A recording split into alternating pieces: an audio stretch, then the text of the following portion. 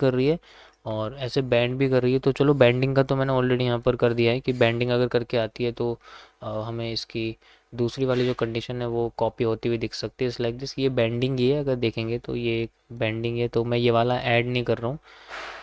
अब मैं बात करता हूँ कि अगर ये अपनी डिमांड को क्रिएट करे दोबारा से, जस्ट लाइक यहाँ अगर आप देखोगे तो ये जो डिमांड है ये आधी हो चुकी है यहाँ पर। तो अगली बार ये अगर हमें थोड़ी और कम दिखती है तो सप्लाई पूरी आ सकती है। इसकी प्रोबेबिलिटी पहले कंडीशन में मैंने आपको बताया। लेकिन अगर यहाँ से डिमांड ये दोबारा डबल हो गई, इस कंडीशन में हमारे पास एक पीनेंट का फास्ट रिवर्सल देखने को मिल सकता है। You can see like this, ये एक पीनेंट ही है और कुछ नहीं है। आप देख सकते हो इस तरीके से ये एक पीनेंट का हमें एक फास्ट रिवर्सल देखने को मिल सकता है। ये इसका एक ब्रेकडाउन है, ठीक है। तो अगर ब्रेकडाउन दिखता है हल्का सा, फिर हमें यहाँ पर एक फास्ट रिवर्सल देखने को मिल सकता है। उस कंडीशन में जो डिमांड्स हैं वो इनसाइडर ही यूज़ हो सकती है, मैं बाहर की यूज़ नहीं करने वाला। इनसाइडर यूज़ करेंगे वो ज़्यादा बेटर रहेगा। हाँ, इनसाइडर यूज़ करना ज़्यादा बेहतर है।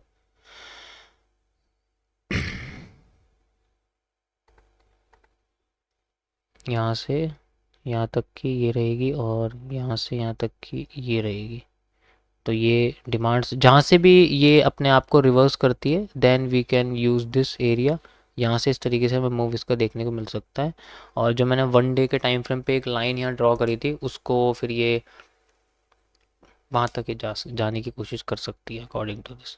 ठीक है, तभी पॉसिबल है अगर ये अपने आप को जस्ट लाइक जैसे कुछ ऐसे रिवर्सल्स दे जो सिर्फ इतनी सप्लाई को कंप्लीट करे अपनी, एंड देन फिर अपने आप को रिवर्सल देने की कोशिश करे। ये तभी पॉसिबल है। अगर ऐसा नहीं करती, कंटिन्यू करती नीचे, तो फर्स्ट वाली कंडीशन रहेगी। अगर कंटिन्यू नहीं करती है तो फिर बाद में वाली कंडीशन यहाँ से कंटिन्यू कर सकते हैं हम लोग लाइक दिस। ये मेरी सेकंड कंडीशन रहेगी इसको लेके। मैं ये नहीं कह रहा कि जिधर भी साइड जाएगी वहाँ ये है, हर चीज़ उसकी मूवमेंट के हिसाब से प्रिडिक्ट की जाती है कि कंडीशन अगर ये फॉलो होती है तो इस वक्त ये स्टेप लिया जाता है, और कंडीशन अगर ये फॉलो होती है तो ये स्टेप। इसका मतलब ये नहीं है कि दोनों साइड में चली जाएगी, किसी एक साइड में चली जाएगी तो मैं जीत जाऊंगा, या ऊपर चली जाएगी तो मैं जीत जाऊंगा, नीचे चलेगी तो मैं जीत जाऊंगा, ऐसा नहीं होता।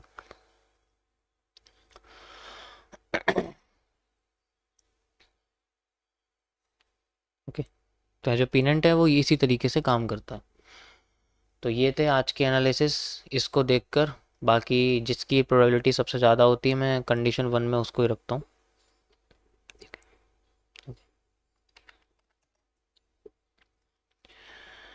1 मिनट के टाइम फ्रेम पर आते हैं और यहाँ पर हमारे सामने आप देख सकते हो एक ऐसे करके एक ट्रेंड लाइन बना सकता हूँ मैं स्ट्रेट, और इसके हिसाब से मार्केट ने अपना एक ब्रेकडाउन दिया है। बहुत हैवी ब्रेकडाउन है, आप देख सकते हो।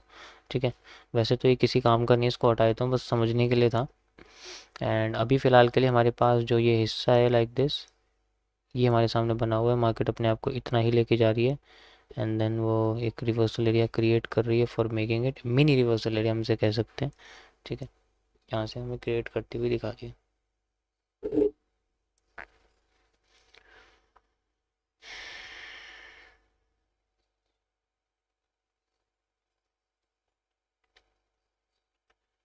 ओके,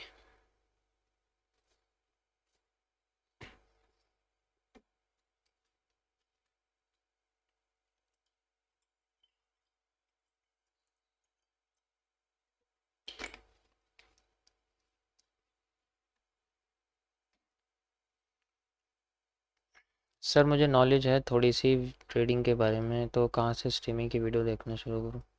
स्टार्टिंग से देख सकते हो आप, जो सबसे पहली वीडियो है जून की, वहाँ से आप देख सकते हो।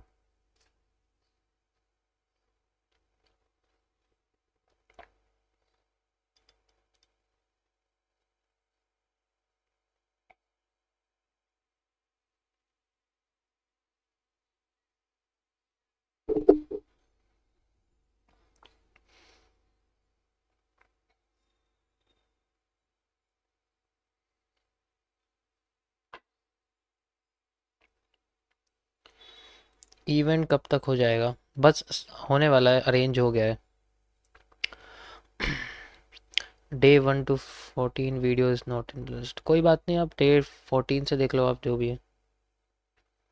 To learn chart analysis like you the course you have is enough, दो हैं वो, देखो बेसिक का है और एडवांस का है, बाकी लाइव स्ट्रीम तो आपको देखनी पड़ेगी ना फिर भी क्लियरिटी के लिए। एक एक स्ट्रीम मेंबर्स ओनली कर दो, change lower membership price for better instructions. Okay करता हूँ।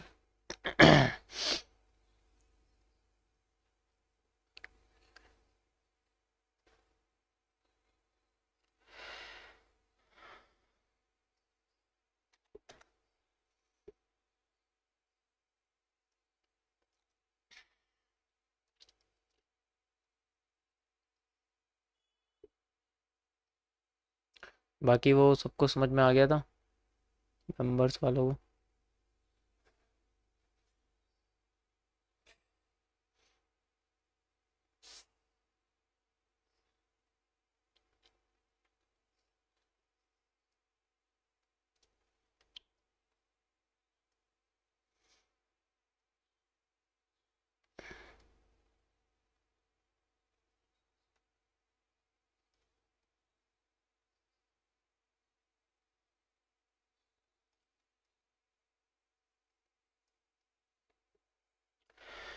ओके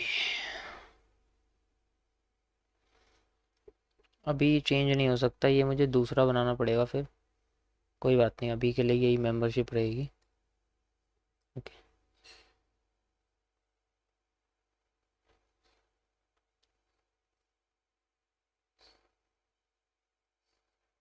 हम्म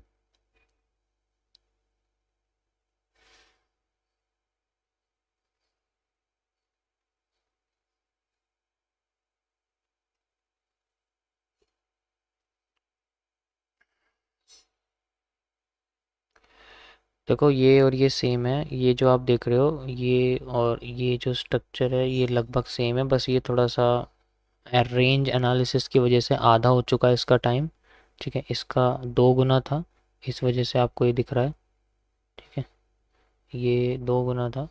जो फेज़ सेकंड की वीडियोस हैं, फेज़ जो 2 है आपको जब कोर्स में जब आएगा वो, ठीक है, जो फेज़ 2 उसमें आपको सबसे पहला यही दिखेगा, मैंने इसी के बारे में उसके अंदर स्पेशली बताया कि कैसे स्ट्रक्चर्स को हम लोग पहचानेंगे जबकि वो लगभग हमें सेम दिख नहीं रहे लेकिन एक्चुअल में वो सेम है। तो जो आपको दिखेगा वो बेसिकली इतना ही दिखेगा, आप देख सकते हो यहाँ पर, तो इसके अंदर है, 1 मिनट रुको,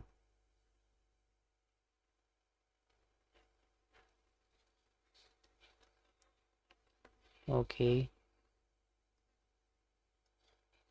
तो इसके अंदर आपको दिखेगा कि कैसे टाइम आधा होता है उसके अंदर, किस तरीके से हम उसको यूज़ करते हैं, तो रेंज एनालिसिस आपको इसमें इजीली दिख जाएगा। वैसे मैंने तो उसमें समझाया हुआ है उसके बाद, लेकिन इसमें थोड़ा और मैंने अलग ऐड करा था, उसको इजीली समझ में आ जाएगी किस तरीके से हम इसको फाइंड आउट करेंगे। अभी आपको समझाता हूँ कि ये कैसे हमें पता चलता है कि यहाँ पर हमें कैसे मिनी रिवर्सल एरिया वगैरह दिखेगा, बाकी वगैरह, ठीक है। देखो जैसे यहाँ से हिस्सा था ये, मैं यहाँ से लेता हूँ इसको